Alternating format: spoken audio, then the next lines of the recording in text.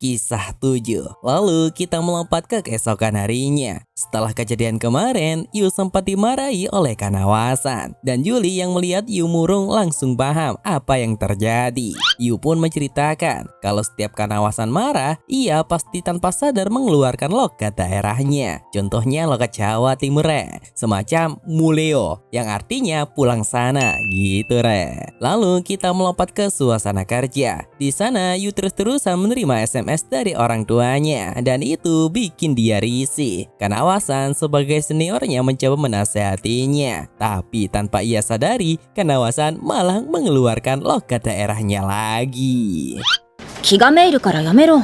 親から何度も連絡が来またやってしもうた。 Dan tanpa sengaja Kanawasan juga melihat isi chatnya dan baru mengetahui kalau di rumah Yu dipanggil sebagai adik Yu. Sehingga gara-gara itu sekarang Kanawasan jadi ikut-ikutan memanggil Yu dengan sebutan adik. Aku juga mau.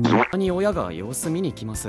ゆうちゃん。 Di situ Yu bilang kalau ibunya ingin mampir ke rumahnya karena rumah orang tuanya memang nggak terlalu jauh dari tempat tinggalnya sekarang. Tapi itu membuat Yu agak merepotkan karena dia sering diomelin. Meski begitu, Kanawasan juga nggak ingin orang tuanya tahu kehidupan sehari-harinya yang sekarang. Nah, karena persediaan makanan sudah habis, Kanawasan pun keluar untuk berbelanja. Awalnya ia ingin langsung membeli makanan cepat saji seperti bento buat stok makanan. Tapi tanpa disangka, Kanawasan malah bertemu dengan Yu di supermarket. Di situ Kanawasan gak berani jujur kalau ia akan beli bento. Sebab kalau cewek yang sering beli makanan cepat saji itu terkesan gak bisa memasak. Ditambah lagi di dekat mereka ada pasangan yang sedang memilih bahan makanan untuk masak bareng. Tapi itu malah membuat Yu kepikiran, apakah mereka kelihatan seperti pasangan juga. Dan juga pikiran itu membuat Yu langsung salting sendiri.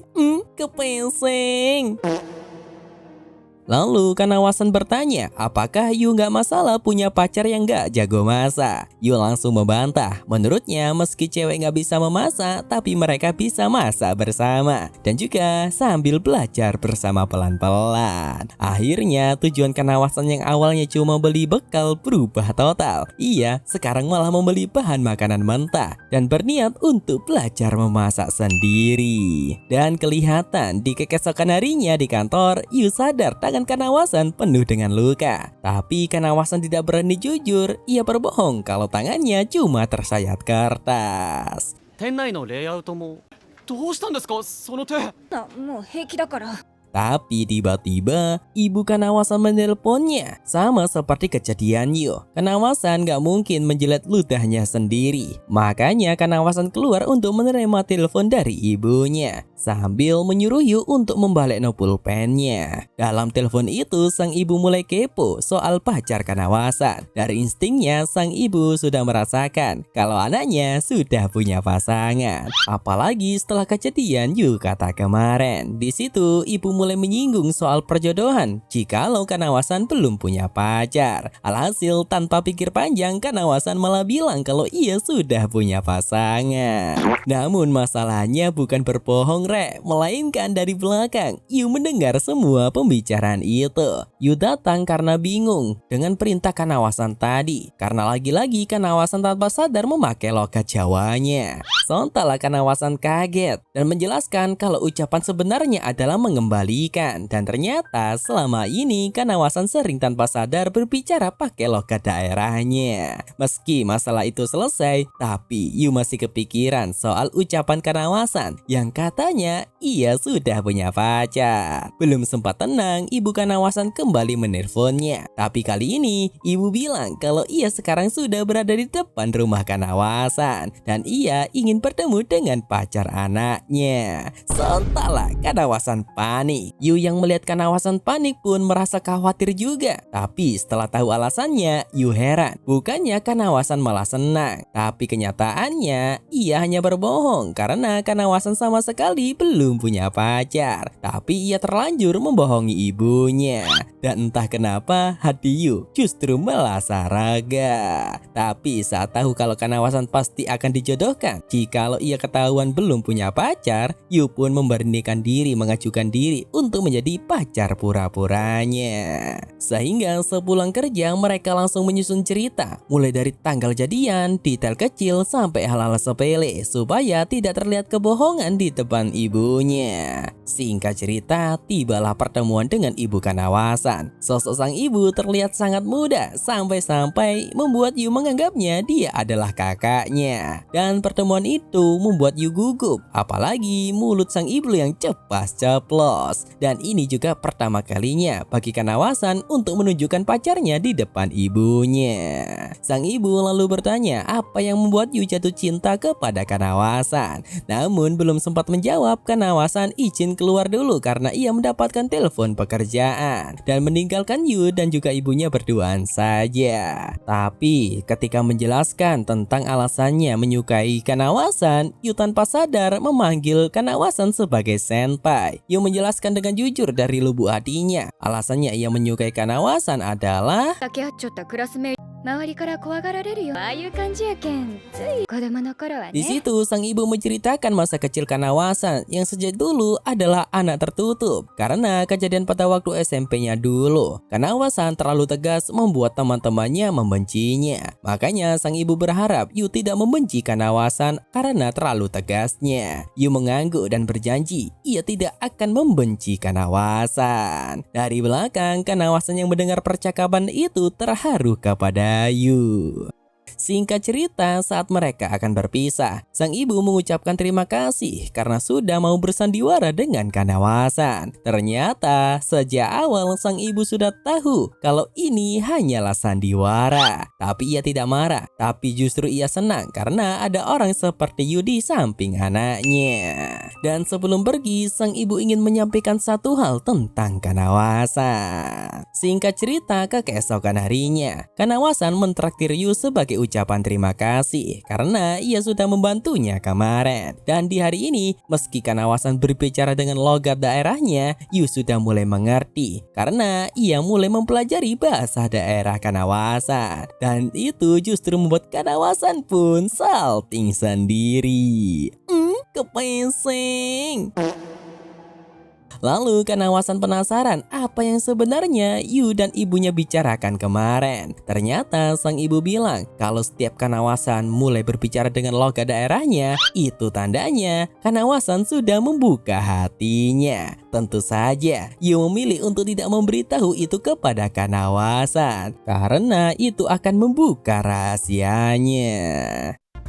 それを許してるってことじゃない何もなかったですよ。ってんのか余計許せんちゃうな Kisah 8. Lalu kita melompat ke momen ketika mereka sedang mempersiapkan produk launching kolaborasi dengan game anime. Di sana mereka mulai mengecek satu persatu apa saja yang masih kurang untuk acara peluncuran besok. Namun ada beberapa barang yang baru akan datang di keesokan harinya. Sementara kostum karyawan sudah disiapkan lebih dahulu. Dan di situ Kanawasan yang melihat langsung ingin banget untuk mencobanya. Tapi ia nggak berani karena ia malu kepada Yu. Lalu keesokan harinya di kantor, Kanawasan bertemu dengan Yuli yang juga ingin ikut pengecekan bersama Kanawasan. Sehingga di hari itu Kanawasan sangat terlihat bahagia karena akhirnya proyek besar yang dihandle oleh juniornya akan segera sukses. Yuli sendiri sangat kagum kepada Yu dan juga merasa iri karena Yu beruntung bisa mendapatkan mentor seperti Kanawasan. Lalu saat sampai di toko, mereka kaget karena sudah banyak orang yang menunggu merchandise kolaborasi mereka. Namun di dalam toko, Kanawasan melihat Yu sedang dimarahi atasan karena merchandise-nya yang sudah datang di pagi tadi belum ditata di dalam rak. Melihat itu, Kanawasan dan Yuli pun langsung ikut membantu Yu untuk menyiapkan semuanya. Namun masalah baru muncul. 3 karyawan yang seharusnya bertugas sebagai maid mendadak libur. Tapi Kanawasan punya solusi. Ia akan bekerja sama dengan vendor yang dulu pernah menghandle event seperti ini. Sayangnya bantuan dari vendor baru bisa datang di sore harinya. Sehingga mau tidak mau, untuk sementara Kanawasan dengan senang hati akan menjadi maid pelayan di sana. そうです。スタッフの件なんです。Sontaklah Yu kaget. Ia sama sekali nggak menyangka kalau senpainya bakal terlihat imut saat memakai baju mat. Waduh, kepengseng. Singkat cerita, acara peluncuran pun dimulai. Setiap orang menjalankan tugasnya masing-masing, termasuk Kanawasan. Sebagai mat, ia juga harus melayani pelanggannya dan juga berpose. ご主人様これって。勝利のため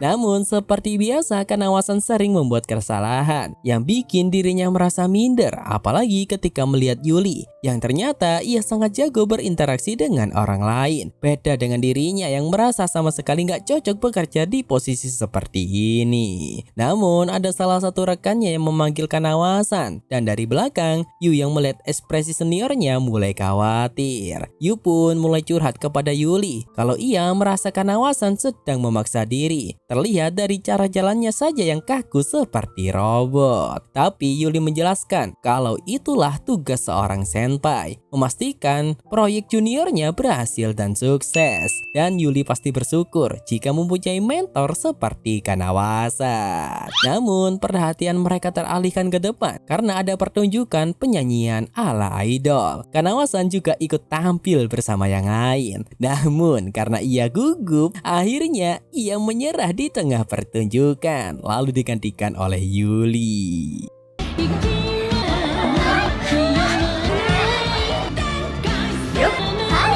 Tak lama kemudian bantuan dari vendor akhirnya datang, sehingga sekarang tugas Kanawasan dan yang lain adalah membagikan brosur. Sayangnya karena terlalu gugup, brosur yang dibagikan Kanawasan sama sekali nggak diterima oleh orang-orang, berbeda dengan yang lain. Melihat itu, Yu yang khawatir langsung mengajaknya untuk istirahat sebentar. Di sana Kanawasan curhat kepada Yu tentang isi hatinya yang iri karena yang lain bisa berkomunikasi dengan lancar dengan orang lain, sementara dirinya tidak bisa. Yu mencoba menenangkannya. Yu bilang setiap orang punya kelebihan dan kekurangannya masing-masing. Menurut Yu, Kanawasan punya kelebihan, yaitu membuat mereka semua semangat meraih tujuannya. Yu pun juga memberikan contoh tentang dirinya sendiri yang tidak bisa berenang, tidak suka paprika, dan selalu memakai penjepit rambut jika rambutnya panjang. Mendengar itu, Kanawasan kembali bersemangat. Ia merasa ia ingin belajar dan berkembang seperti yang lain. Tak lama kemudian, Yuli justru mengalami masalah. Ia kesulitan mengekspresikan ekspektasi pelanggan dengan pose marah. Namun ketika Kanawasan datang menunjukkan ekspresi marahnya, anehnya pelanggan itu malah puas dong. うちのメイドに 方向性が。 Singkat cerita, acara peluncuran dan penjualan merchandise kolaborasi itu pun berjalan dengan sukses. Saat mereka bersiap-siap untuk pulang, Yuli memanggil mereka berdua. Karena di hari ini bukan sekedar kerja biasa dan pulang, melainkan ini adalah hari perayaan atas kesuksesan proyek besar mereka. あれ。いたいたはあすまん何言ってるっすか早く着替えていかないと行かないならちょっと待ってください。